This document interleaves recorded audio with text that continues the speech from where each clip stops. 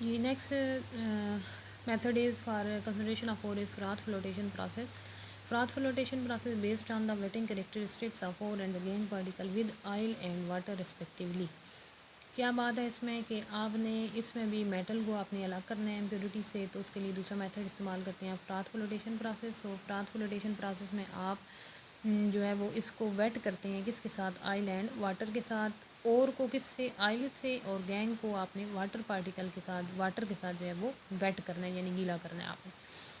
The ore particles are preferentially wetted by oil के, और यानी वो वाली मेटल जिसमें मिक्स होगी उसको आपने किस में वेट करना है, ऑयल के अंदर, और जो गैंग पार्टिकल होगा उसको आपने वाटर में वेट करना है। The whole mixture is agitated with compressed air. Agitated mean आपने उसको मिक्स करना है विद कंप्रेस्ड एयर, कि आप हवा का एक जो है वो स्प्रे करेंगे इसके ऊपर कंप्रेस्ड एयर के साथ और उसको मिक्स करेंगे होल मिक्सचर को। हैंस ऑयल कोटेड और पार्टिकल बीइंग द लाइटर। अब यहाँ देखिए इस प्रोसेस के अंदर जो आपके ऑयल कोटेड और पार्टिकल हैं वो जो होंगे वो लाइटर होंगे और वो सरफेस के ऊपर आ जाएंगे to sir in the form of the froth की फॉर्म में सरफेस के ऊपर आ जाएंगे, और दैट कैन बी स्किम्ड, यानी जिसको आप ऊपर से निकाल लेंगे। तो ये मेथड होगा आपका सेपरेशन का। Next method is the electromagnetic separation. In the electromagnetic separation, it is based on the separation of the magnetic ore from the non-magnetic impurities by means of electromagnets or electromagnetic separator. जैसे इनसे आप देख रहे हैं कि नाम से suggest क्या आप कर रहे हैं, कि नाम से सजेशन है कि कोई ऐसी चीज़ यानी इलेक्ट्रोमैग्नेट इसमें इस्तेमाल होंगे तो जिसके ज़रिए आप जो है वो गैंग पार्टिकल को रिमूव कर सकते हैं।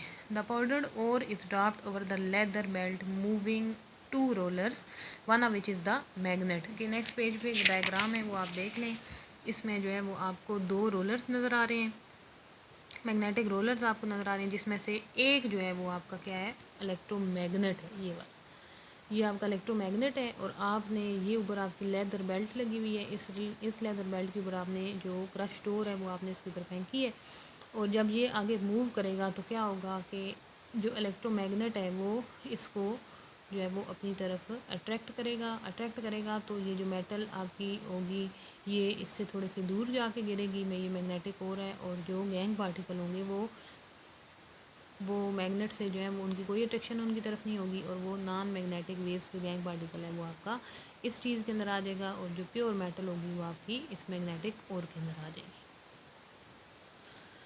And the second method is extraction of metal. दूसरा स्टेप है जो वो है extraction of metal from concentrated ore, कि आपने मेटल की एक्सट्रैक्शन करनी है, मेटल को निकालना है किससे, उसकी जो आपने ओर है उससे आपने उसको मेटल को एक्सट्रैक्ट करना है। तो तीन मेथड इसके लिए इस्तेमाल होते हैं। Number first is the roasting, number two is the smelting, and number three is the Bessemerisation. So in the roasting it is the process of heating the concentrated ore to the high temperature in the excess of air। आपके पास जो metal की ओर मौजूद है, यानी जो जिसके साथ metal mix है, अटैच है, उसको आपने हीट करना है हाई टेम्परेचर के ऊपर और एक्सेस ऑफ एयर यानी हवा की मौजूदगी में। For example copper pyrite, copper का ओर है CuFeS2, it is strongly heated in the excess of air, कि आपने इसको हीट करना है the presence of air to convert into the mixture of cuprous sulfide and the ferrous sulfide। Formula आपको given है, cuprous sulfide is Cu2S and the ferrous sulfide is Fe(S). while the impurities react with oxygen to form the volatile oxides। अब देखें reaction आपने किसके साथ करना है, मैंने आपको पहले बताया है कि आपने जो भी कंसनट्रेटेड ओर है इसमें आपकी है कापर CuFeS2, इसको आपने कापर पराइड को आपने एयर की मौजूदगी में O2 ऑक्सीजन, इसको आप एयर भी कहते हैं, इसके साथ जब आप इसका रिएक्शन करेंगे तो इट गिव्स जो copper sulphide Cu2S and the ferrous sulphides FeS plus FO2, ये साथ सल्फर डाइऑक्साइड जो गैस जो है वो प्रोड्यूस होगी। In the next process second one is the smelting. It is the further reading of the roasted ore, यानी आपने जो फर्स्ट स्टेप में आपको रोस्टेड ओर हासिल हुई है, आपने उसको मज़ीद जो है वो हीट करना है with sand flux and coke in the presence of excess of air in the blast furnace. कोई आपके पास फर्नेस मौजूद है, उस फर्नेस के अंदर आपने जो ऊपर वाले स्टेप में आपको रोस्टेड ओर हासिल हुई है उसको आपने सैंड के साथ और कोक के साथ यानी कोयले के साथ और सैंड रेत के साथ आपने उसको मिक्स करना है और उसको हीट करना है ब्लास्ट फर्नेस के अंदर। It is highly exothermic process के इसके दौरान क्या होगी, हीट इवाल्व होगी, खारिज होगी, therefore small amount of Coke is required